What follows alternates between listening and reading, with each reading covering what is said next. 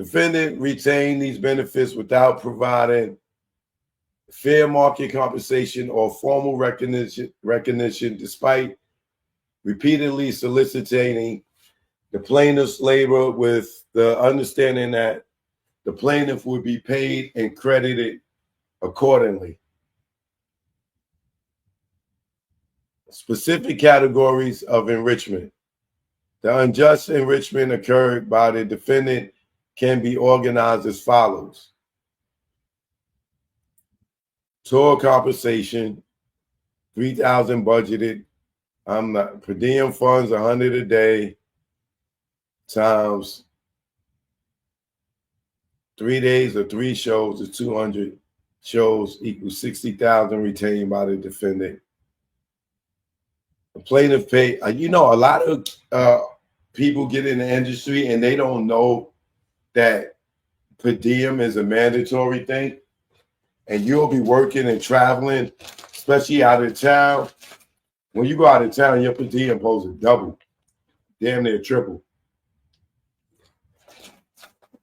A lot of people don't know that when you come in the industry. You just be happy to be a part of things, and niggas will definitely take advantage of you. It's not till you get to like working for a corporate company like BT, MTV, and they, like me, they'll send me to go to another state to produce, and you will learn about per diem and things like that, because they'll tell you and they'll give it to you. But when you're working with street niggas and rappers and street labels, niggas ain't gonna tell you that.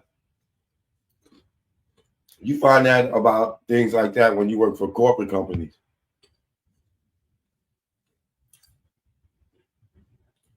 Publishing and royalties, studio, vocal work, security work, commercial exploitation, reputation and brand leverage. I'm not going through all that. Y'all can see it. The defendant continues to benefit from the ongoing exploitation of the plaintiff's contribution through digital platforms such as Spotify, Apple Music, YouTube, and PRO registrations. These works are still generating revenue without attribution or compensation to the plaintiff, T.A. the legend.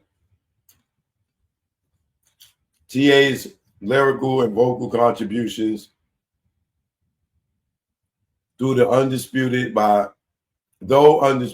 insiders and evident to listeners, remain unacknowledged in performance rights organizations, databases, publishing statements, and digital metadata.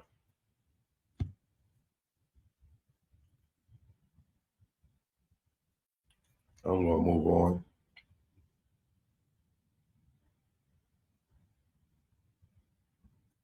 Equity goods.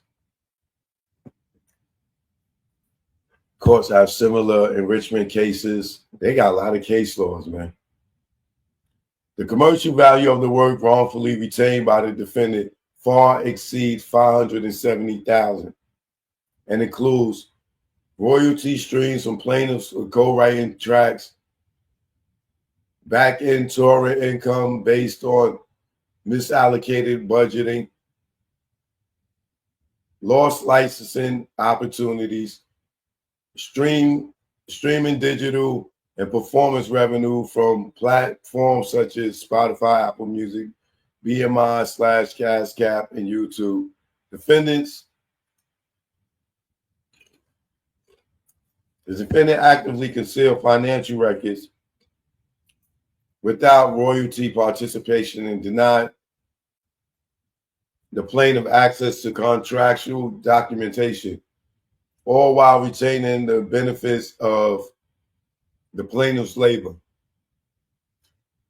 Equity and good conscience did not permit the defendant to retain the plaintiff's authorship shares in commercially released music, revenue from back-end touring, and performance agreements. Royalties, licensing income, and intellectual property rights derived from plaintiff's labor and likeness, reputational capital that the defendant occurred in part through plaintiff's creative identity and performance presence. Relief sought.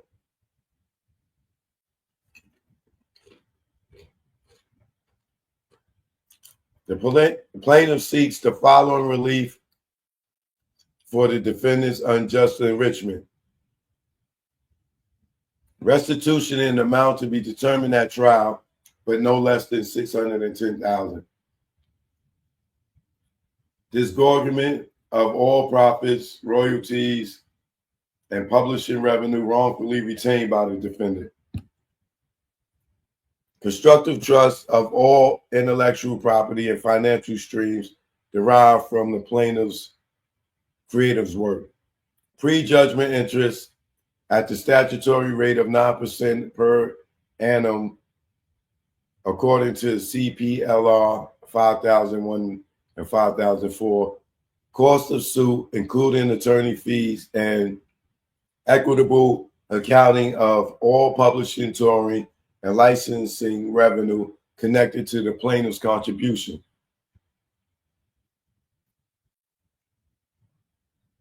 The plaintiff further seeks an accounting of the full financial benefit derived from his labor and constructive trust on any rights, copyrights, royalties, or profits traceable to his work. Equity and good conscience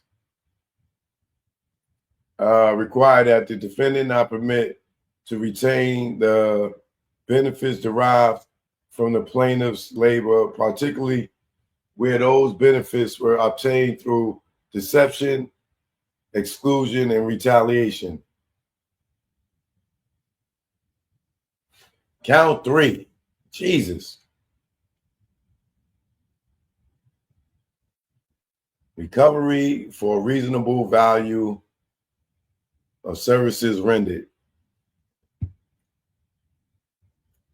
Under New York law, a plaintiff may recover under the doctrine of quantum merit when the plaintiff rendered services in good faith, the defendant accepted the services, the plaintiff had a reasonable expectation of compensation, and the reasonable value of those services is as certain, I don't know this word.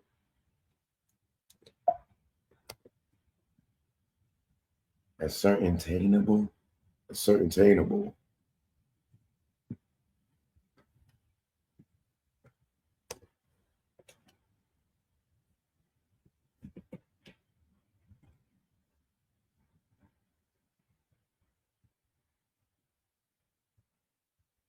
Capable of being discovered, found out, or determined with certainty through investigations or analysis.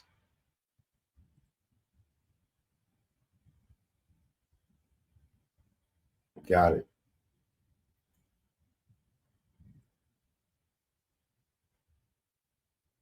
All right, quantum merit is more case laws.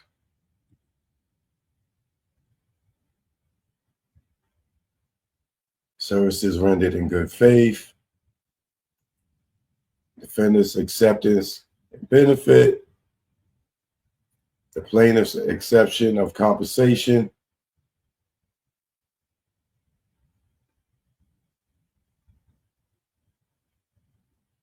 Reasonable value of services.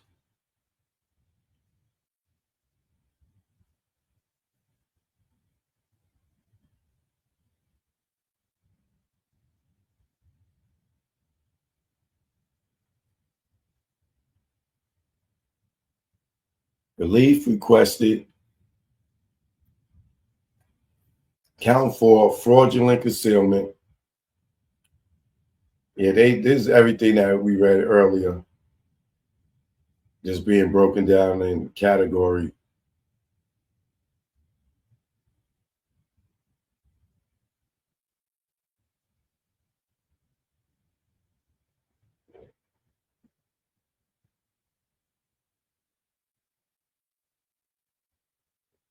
How the defendant created a false facade of trust and loyalty to induce the plaintiff to continue working, repeatedly promised the plaintiff ownership and gross profit shares, told the plaintiff he would be registered with the PROs, falsely claimed that the plaintiff's paperwork had been submitted for credit and payment, denied the plaintiff access to financial statements and publishing data, used silence and strategic omission to mislead the plaintiff about the status of his rights and entitlements. Defendant's duty to disclose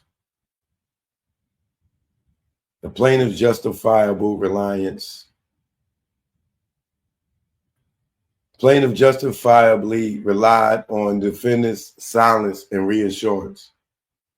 He presented himself as a mentor and gatekeeper in the music industry, created the impression that questioning financial matters would be disloyal, repeatedly stated that royalty splits and credits would be handled internally, dissuaded the plaintiff from retaining counsel, and promised back-end payments without providing documentation.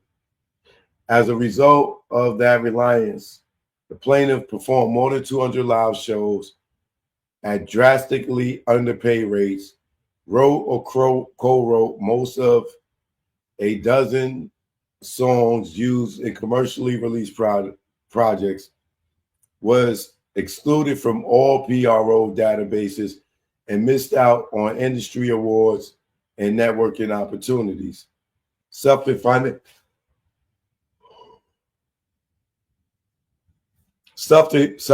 financial losses exceeding $610,000 in unpaid wages, per diems, and royalties.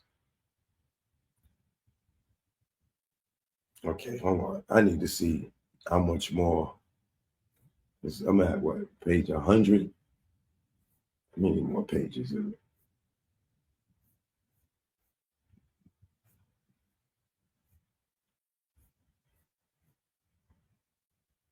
Jesus Christ.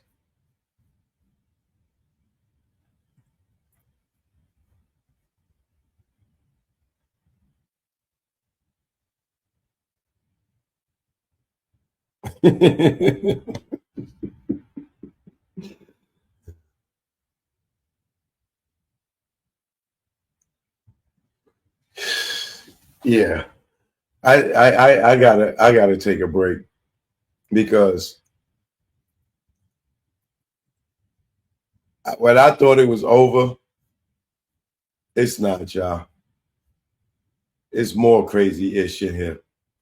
I just got to show y'all this.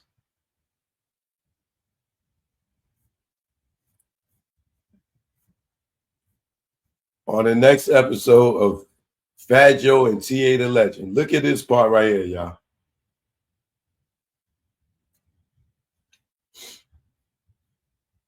I'm just going to let y'all read it so I don't laugh.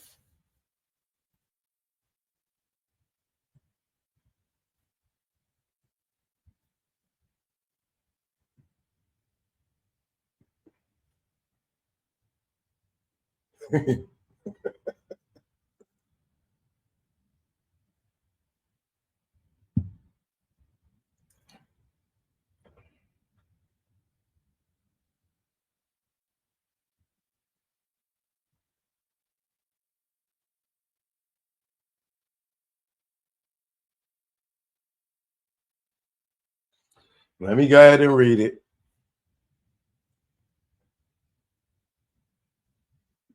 We're going to get to this. I know I'm at still on one page 100. I'm going to stop there.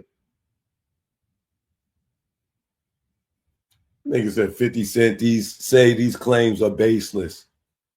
Y'all don't know when 50 is trolling and being funny. Like, how would 50 know? How long was 50 down with Terror Squad? How long was 50 down with Terror Squad to say that these claims is baseless?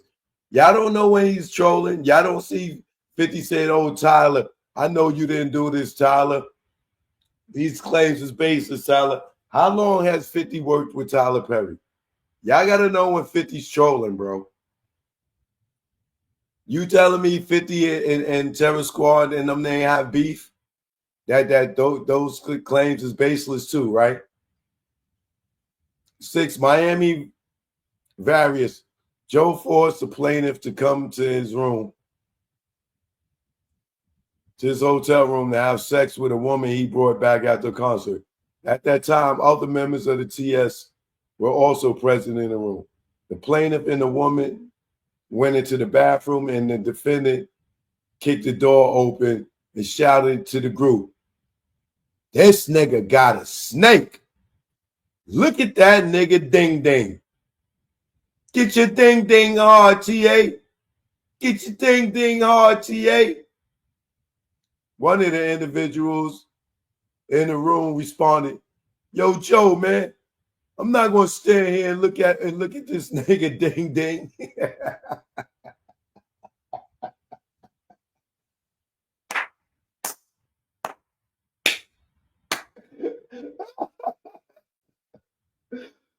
Yo, oh man, it ain't funny, but it's funny, man.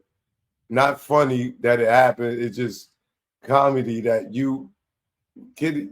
Some of y'all, man, yeah, right, man. Nigga Fat Joe ain't gay. That nigga ain't looking at no nigga dirt. Okay. I don't know if he is or not, but the industry I know, it's a lot of weird stuff going. Some of y'all wouldn't believe that Diddy was rubbing dudes come on his nipples. If y'all didn't see it in the court, y'all wouldn't have never believed it. Y'all wouldn't have never believed that he would sit there and let other men have sex with Cassie. Y'all would not believe it if it wasn't in court. Y'all would be like, come on, man. Cassie a dime. You think Diddy let somebody hit that? Yeah, okay. Plaintiff deeply uncomfortable was routinely pressured to participate in sex acts under the surveillance or in the presence of others, including Fat Joe and other Enterprise members. These acts were staged to demonstrate Joe's sexual control over both male and female victims and to test loyalty through the forced vulnerability and submission.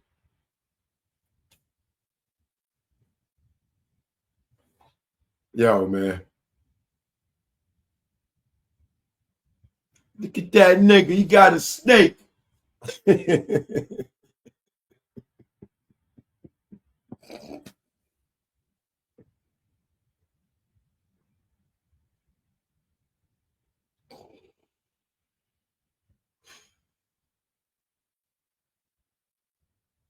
Harder, T.A. Harder. Yo, hey, that nigga Joe would have woke up with his goddamn neck slit. Like, nigga, are you crazy? Yo, bro.